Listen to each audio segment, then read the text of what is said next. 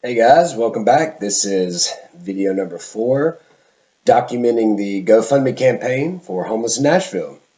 First of all, this video may be a little bit longer than some of the other ones, so I'm going to just give y'all some updates and information, some thanks and whatnot here in the first minute or so. That way, if you don't feel like sitting through a longer video, then just hang out for a couple minutes. Hear what I need to say about that, and then go about your business. However, this video will be documenting a little bit more about me personally, a little bit more in depth about why I want to do this, some family history, some of my personal history. So it may be some of the juicy stuff. So if that's what you like, then hey, by all means, stick around. Put a thumbnail on it. Watch it a little bit now, a little bit later. Anyway, to get into the donations and whatnot, we are up to $240. Now, of course, 60 of that has already been spent. You can see what the outcome of that was in the second and third videos. Um, we just want to give a huge thanks to all those who have donated. This can't be done without you, but also to those of you who have shared. In fact, some of those donations have come directly from people that I don't know, that I have no idea who they are. They're not on my friends list. So you got them here. Really appreciate that. We're going to be doing a lot of big things this week. Uh, Last week we did 10 bags. I think we may move that count up just a little bit. I don't want to lose any of the quality that we have already, so we may add some more quality and some more quantity. So the bags may get just a little bit better. We're going to have more of them. So I'll keep you up to date with what we're going to do there. We are in a decision-making process now. Do we want to continue to go to a store and buy things, or do we want to shift over to going through Amazon maybe and getting some things in bulk? It might be a little bit cheaper, so we're working that out now. If you've got any feedback on that, please let me know.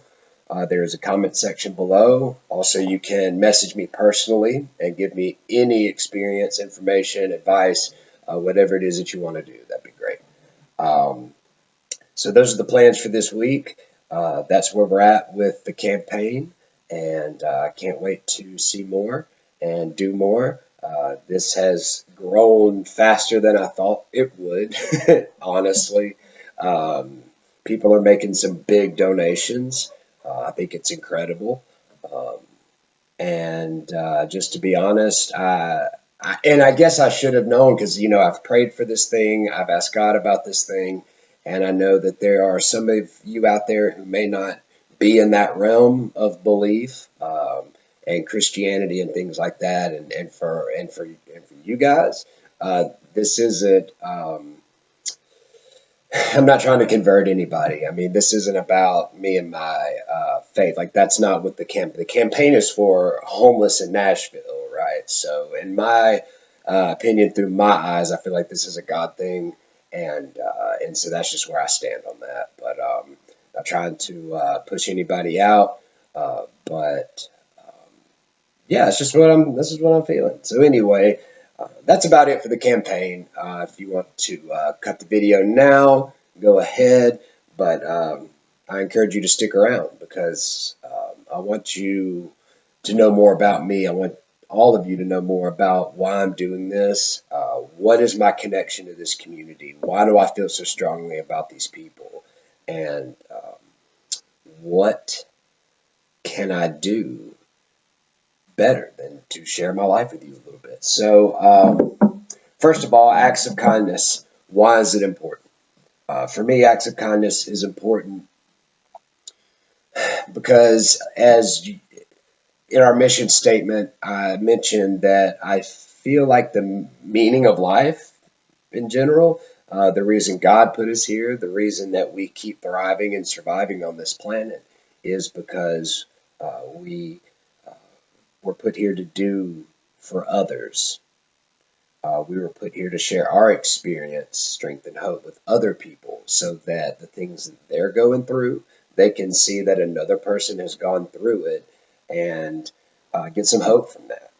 If it wasn't for those things right there, if it wasn't for other people and other people's experience, I don't know where I would be today, because I have been in some times that, well, I didn't like them very much, and I didn't have much hope during those times. So, but today I'm sitting here with a lot of hope, a lot of faith, and a lot of love. So I think those acts of kindness are really important.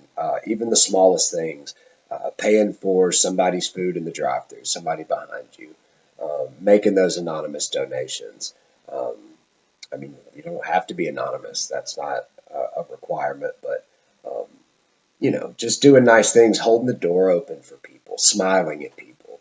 I know that sounds like something small, but it really does go a long way. I can't tell you how many times somebody's grabbed a door for me or seen me carrying things, looks heavy, and they come and offer to help.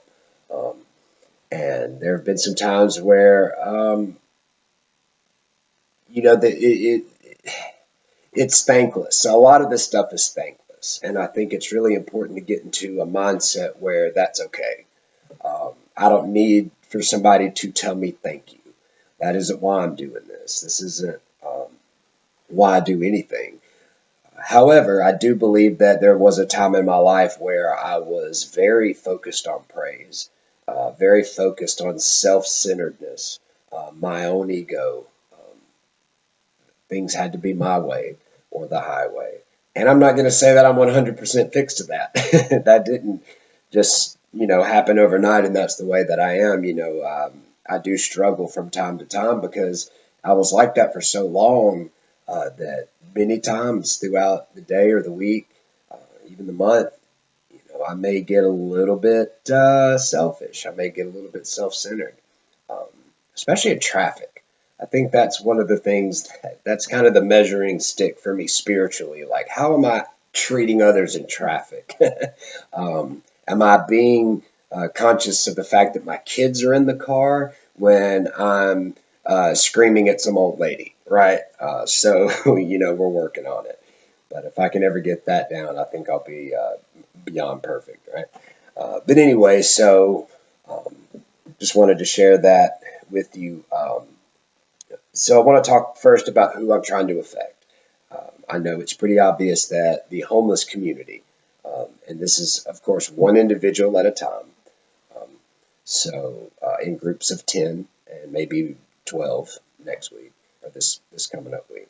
But I'm not just trying to affect those people. First and foremost, beyond them, I want to affect myself. What I was just talking about with those selfish thoughts and the self-centeredness, I want to work on that.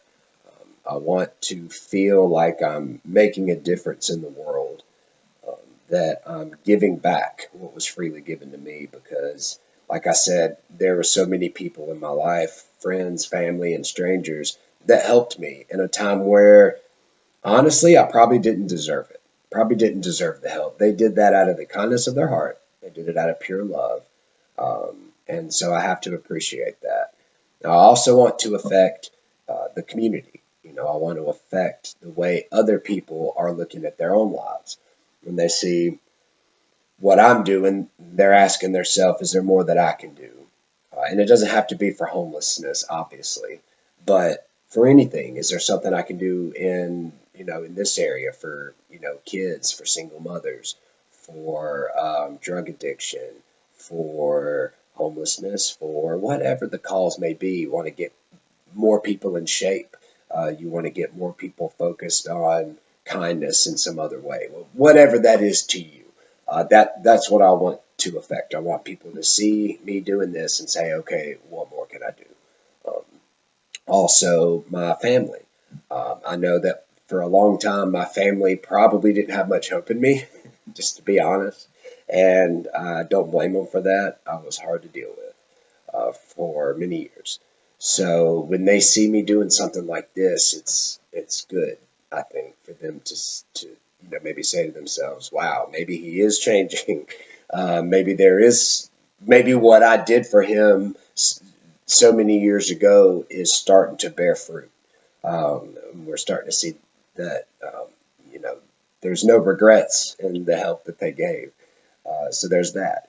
I want to affect my immediate family. I think this is helping the relationship with me and my wife. Not that it needs that much help. I'm very happily married. I love my wife very much, but I think this is just another activity that we're doing together. Um, Even though you see my face and it's my campaign that I started, uh, don't think for a second that I don't have help. She's behind me all the way. She has given me lots of great ideas, lots of support. She helped me put the bags together. She helped me hand them out. So a lot of credit due to her. This isn't just me. And I don't know why I'm the face that's chosen to do this, right? She's the prettier one by far. But anyway, so that's helped that. And I also want my kids to see this. They're going to be helping me this week. They're going to be helping put the bags together. They're going to be with us as we go hand them out. I want them to see that charity exists, uh, that there is good people in the world, because as they get older, let me say this from my experience when I was younger and growing up, I didn't see people helping the homeless. All I saw was people bashing the homeless. So because I saw that for so long, that was my idea of what homeless people were. They were just the dregs of society. They were useless. They were better off dead. They were better off gone. Why can't we just lock them up? Why can't we just get rid of them? Why are these people interfering with me? Why do I have to look at these people, right? That's what I heard growing up. And not just from family. I mean, it seemed like it was a societal norm where I was at, you know, uh, except during Christmas and holidays. Yeah. During Christmas, let's think of the needy. Let's think of the homeless during Christmas time. But that's about it. So you may ask yourself, well, when did that change for me? How did that change for me? Um, well, let me end my last thought. I just want my kids to see a different world, and I want them to grow up being charitable people. I want them to have that streak of kindness in them. Okay, anyway, moving on. So, how did I become so? What's the word I'm looking for? Why do I have a desire to help homeless people?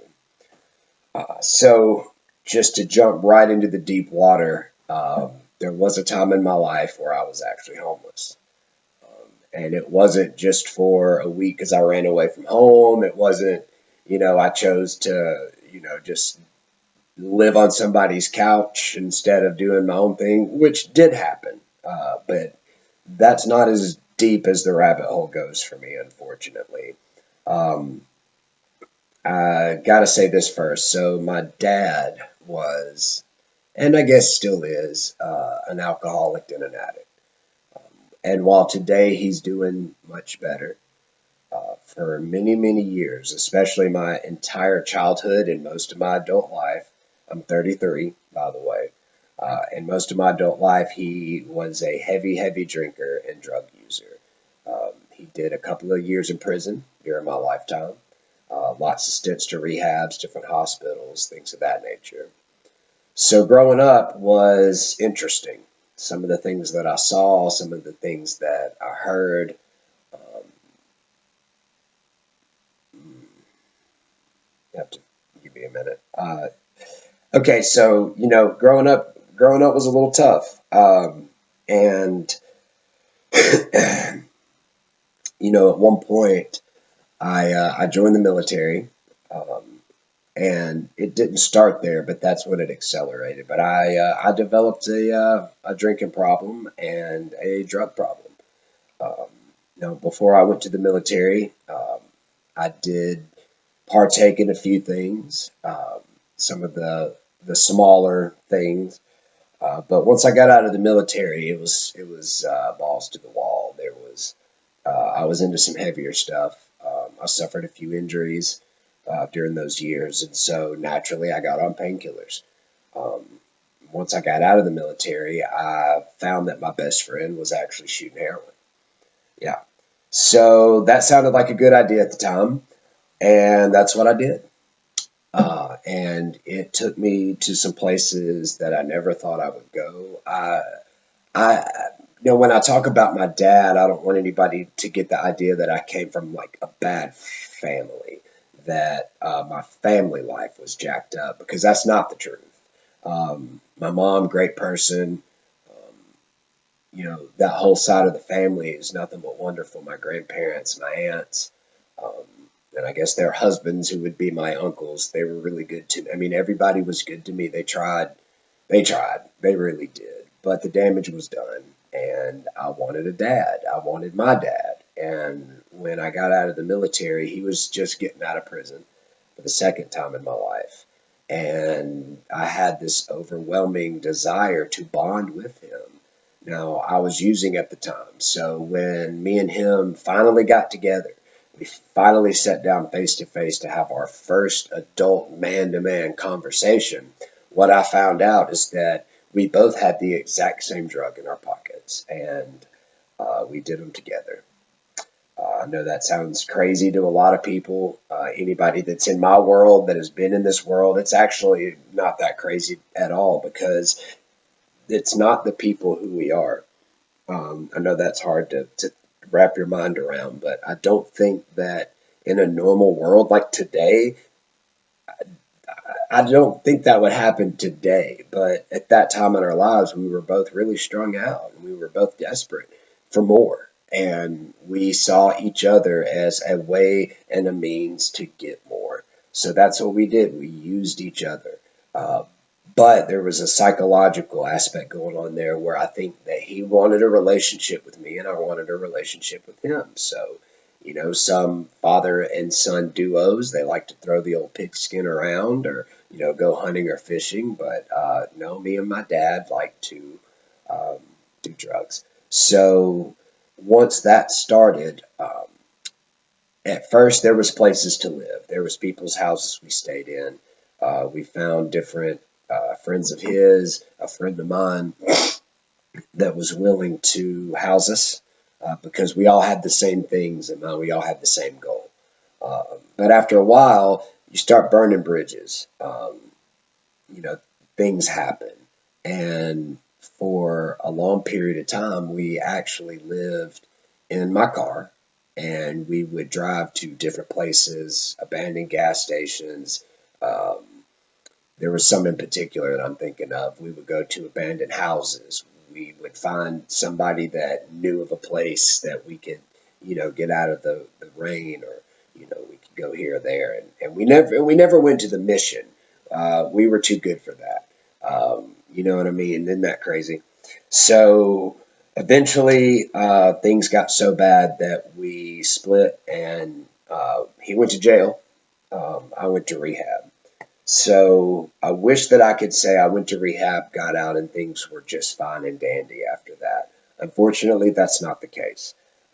So the first rehabilitation center that I went to was a Christian-based rehab. And I spent a few months there. Left before graduating, ended up back on the streets, um, ended up homeless again. And my life would be like that for a few years to come, in and out of rehab, back on the streets. I would stay with a friend. I had a couple of friends that were still in that world, that had just a few more resources than I did. And so we would, stay at their house and whatnot. And me and my dad would get back together and things like that, and wreak havoc among the streets of Birmingham, Alabama, which is where I'm from originally. The homeless problem down there and the drug problem down there is just as bad as it is here. So anyway, I'm in Nashville now, so that's who I'm helping. All right, but let's get into some good things. So over the years to come, I would eventually get a little bit better, and a little bit better, and a little bit better, until eventually I would have years between me and my drug of choice. So here I am today, and of course that's just a really brief highlight reel of things. Um, if anybody wants to talk more about my story, wants to ask me questions, wants to get deeper into certain seasons that I went through, what it was like in these rehabs, what it was like on the streets, I can tell you some horror stories. I can tell you some stories of hope as well. It's the spectrum is wide, and I can tell you about both ends of it. So feel free to PM me. Um, I have no problem with sharing any bit of that with you. So needless to say, I spent a lot of time with homeless people and a lot of time with the dregs of society. A lot of people that would become homeless later.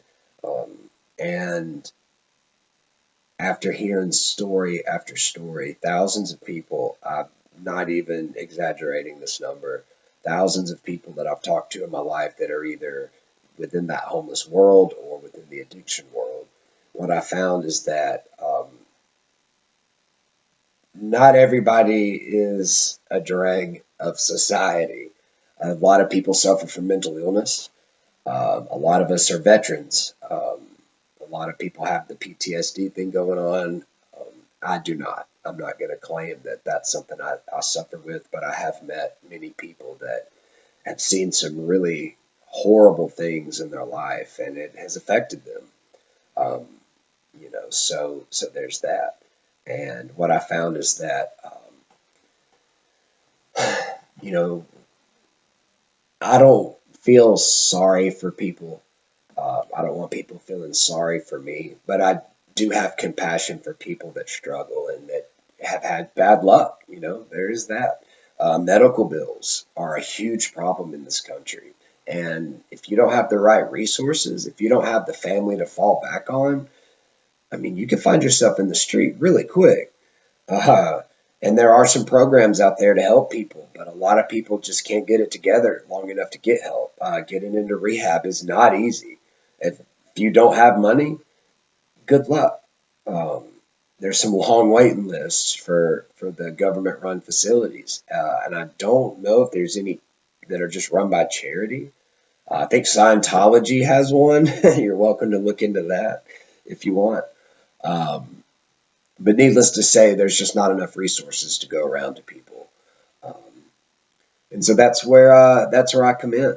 Um, Now I know that it's like when I say putting a band-aid on a gunshot wound, um, it's like one of those little circle band-aids that you put on bee stings. And that's I know I'm not fixing any problems, but that's not why I started this. Part of the reason that I started this was just because of my men's group at church. It's Acts of Kindness Month, and I'm kind of broke right now. So I was thinking, they were giving these suggestions. Well, maybe you can donate to this, and maybe you can help pay for that, and donate to the church more. And I'm just like, oh my gosh, how am I ever going to do any of these acts of kindness? So my clever mind thought, well, maybe if I get other people to pay for it. um, but of course, that's not completely it. I will say I have donated to the cause myself. I have given my own money to this. I am giving my own time. I am paying for my own gas to go around and do this. The money donated is strictly for the items. It doesn't pay for the gas. It doesn't pay for anything other than the items going to the homeless. So that's another thing. I don't know if anybody was curious about that, but that answers that question. And I may need to mention it again in another post, just so people know that I've already quit watching this. There might be one or two of you out there watching right now. Hey, thanks. And a lot of people that are watching this that know me already know all this, so they may have just skipped forward. So if you did, welcome back. Anyway, so the reason that I started this not only is the Acts of Kindness Month, obviously, was the initial motivator to get this going, but I thought about what community I'm closest to. It's the drug addicted and it's the homeless. And those two things are usually synonymous with each other in one way or another. I think all of the people that we talked to Sunday were either recently clean or still drinking or doing something. So that was 90% of the people. 9 out of 10 people were still suffering, and there was one person who didn't speak a word. So I don't know what was going on there, but I can't imagine anything good. Um, So, that was one of the big motivators of me doing this. Um, and let's see, there's something else I wanted to mention about that. Oh, it was right on the tip of my tongue, but I'm not going to hold the video up. It may come to me. Obviously, wasn't that important. Oh, yeah, I've had other volunteer positions in the past. One was the Lost Sheep Ministries in Knoxville, Tennessee. They help feed the homeless every Tuesday, I believe, under one of the bridges downtown. There is also a bridge ministry here in Nashville. I want to say that they're connected somehow. Somebody knew somebody that helped them get it started or something. So that's worth looking into. If you're in the Knoxville area and you want to volunteer your time, go on down to Lost Sheep. Second Harvest Ministry, I think, is Walmart. I think that's one of their big deals. They actually give a lot to charity. They have their own charity where they help feed the homeless. So I know that's another one. But I currently signed up for something at my church called Room in the Inn, Room at the Inn, Room in the Inn, I think, Room in the Inn. And it's where they go downtown, they pick up a number of men, bring them back to the church, feed them, give them showers, give them care packages, all those types of things, just fellowship with them, talk with people. A couple guys will spend the night with them, and then we'll take them back the next morning after feeding them breakfast. So one of the guys that's running it, we had a conversation with each other, and so I signed up for it, and that is part of the reason why I did this. So I don't know if people want their names mentioned, but if you're watching this and you know who you are, we had that conversation in Subway that day. You're a big part of the reason I decided to do this, so thank you.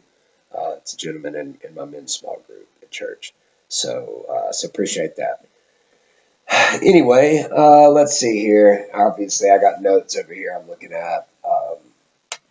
I think that's about it. Like I said, if you got any other questions, go ahead, get in touch with me. I have no problem talking about them.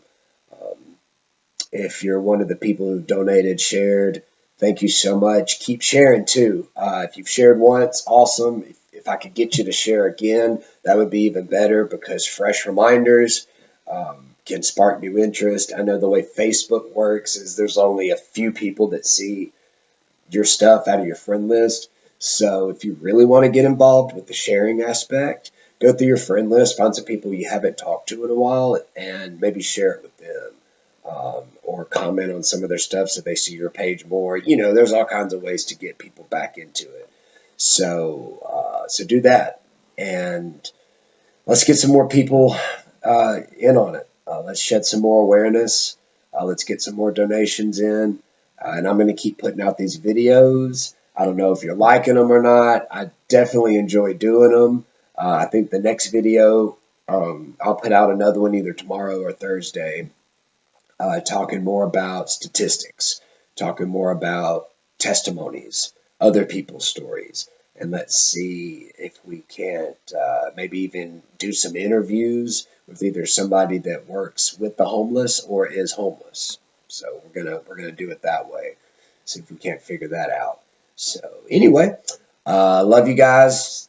Thanks again. This has been awesome. Really excited about this, and I'll keep you updated. Like I said, we've already got $240 worth of donations in a week. That's a quarter of the way to our goal. And so that really gives me these feelings in my tummy and in my heart and in my head. And I'm liking this. And it's because I know at the end of the day, when I hand that bag to that person and I see them smile, I know that their life isn't going to be fixed from this bag, but gosh, man, wouldn't it be awesome if they got enough hope to go and get help for themselves, or if they just found a different way? I don't know, or if they even helped another person. Like this is a big pay it forward campaign, and I'm trying not to cry right now in front of all you people, but or you one person that's still watching this, but yeah, so it's a big deal for me. To watch the process. So anyway, I'm rambling now, so I'm going to end it. Love you guys. get ready for video 5 coming out in the next couple days, and I'll see you then.